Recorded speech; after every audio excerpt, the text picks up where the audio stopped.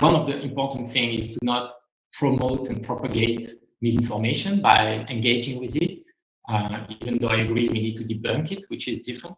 So one of the things that I would recommend is having in mind some resources like the one I'm showing on my screen, and I hope you all see it, that you can use to check the reliability of a source. So there are many kind of products, and they are still in progress, but I think the News Squad has made a good first iteration, and it's a Chrome extension that you can recommend people install in their browser. So if they arrive on a website that is of low credibility, they will see a little red flag. So that's just one tool that you can use to, just in case you arrive on a website that you don't know, that is pretty popular, they might have reviewed it with the transparent criteria.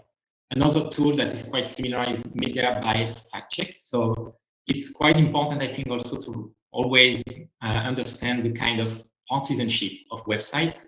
That's increasingly what is driving misinformation about climate change is the polarization. Some, especially in the US, a political party adopt as a policy to be skeptics about the reality of climate change.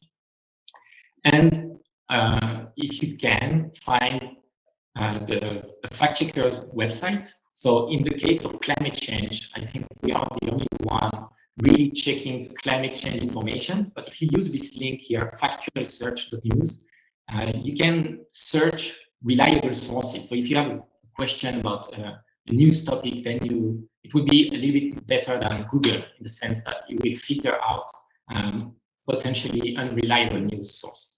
So for climate feedback, so that is the website I created as a climate scientist, even though now I'm leading this institution called Science Feedback.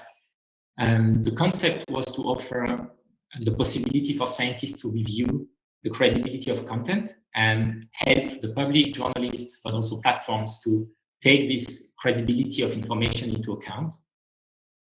And I won't dive into the details of how to check a scientist expert, that a scientist is an expert, but I leave the methodology we are using here to check the publications and the quality of the publication of that person. And so you can, whenever you have a topic that is viral on climate change, I would invite you to check the website, Climate Feedback, and we have reviews of articles that are very viral, popular, or claims, and also insights where we explain more in depth about a given topic. And this is an example of an article review where we invite scientists to comment on an article and also provide a credibility rating so that you would know right away if it's credible or not. Now I've listed also a couple resources, either from the Climate Feedback website, like this first one, which is an in-depth investigation about tree planting as a climate solution. Is it actually useful to plant trees? If you read the media, you might find that some news outlets say it's a fantastic solution, some say it's worse than doing nothing. So we always try to have scientists weighing, and I think it's useful to be clear on this kind of topics, and also to not yourself have weak arguments. So I think that's also very important, to not put in on the balance some weak arguments. Like another example is this Planet of the Humans movie from Michael Moore, and even though it comes from someone who is more on the environmentalist side, it's also full of inaccuracies, and I invite you to check the review, because it's misinformation that comes from a place where we would not expect it coming from. And finally, the last resource I would recommend publicizing is this Drawdown project that is listing the solutions to climate change, and it can be sometimes counterintuitive. So for instance, you can go to their website and see a quantification of how useful it is to do different things. So for instance, they list like installing wind turbines and basically changing energy systems, reducing food waste as the most efficient ways to tackle climate change. But there is also, for instance, health and education, like promoting education in countries where otherwise women, for instance, would not have a job and could have more children that they would choose to have. So that's surprisingly one of the best climate solutions, is to educate women around the world.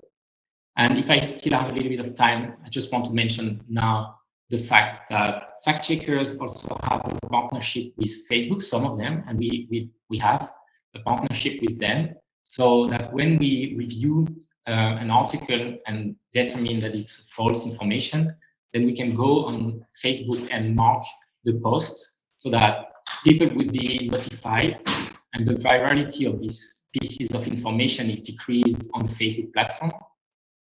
So you can see an example here about an article on vaccines, but if you click, you have an example on climate change.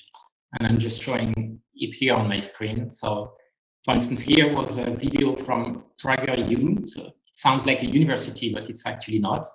And we have reviewed this content. So Facebook shows that this is false information, and people can see why it's false based on the fact check before seeing the video and deciding to share it.